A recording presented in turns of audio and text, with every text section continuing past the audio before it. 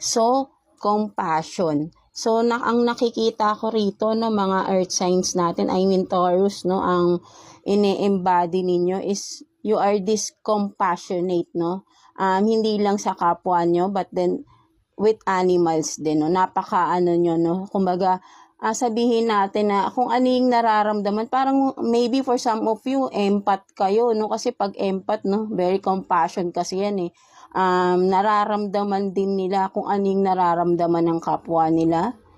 Also animals, no? Naramdam nila kung may pain or masaya, something like that, no? Nakakapag-connect sila with the animals, no? So, ganito kayo, no? For some of you Taurus, no? Meron kayong compassion with the animals, no? Maawain kayo sa mga hayop, may pagmamahal kayo sa mga hayop, no? Something like that, no? So, since bata kayo, no, for some of you, mahilig na talaga kayo or mapagmahal kayo sa mga animals, no, something like that, no, mga Taurus natin, right, no. So ayun yung nakikita ko dito for some of you, kung sino man, maybe kung sino sa inyo ang since bata kayo, no, maybe energy na itong makukuha natin right now, no, mga Taurus natin, right?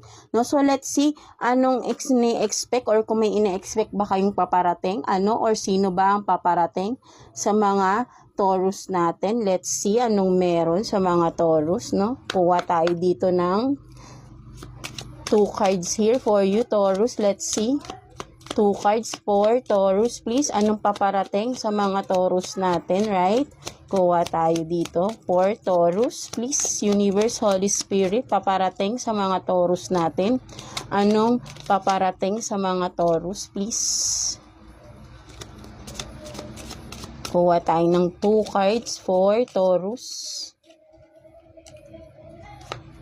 Paparating sa mga Taurus, please, Universe. So you have this, no,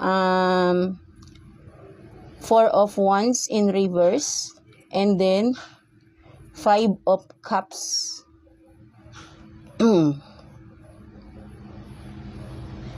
So, yeah, ang nakikita ko dito for some of you Taurus, maybe may dalawang scenario yung nakikita ko rito, no, mga Taurus natin.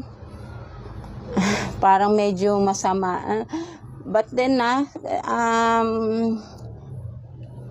ito lang kasi yung lumabas sa card natin, no. But then if ever, no, wag naman sana, right, no. So medyo nagulat lang din tayo, no. So may for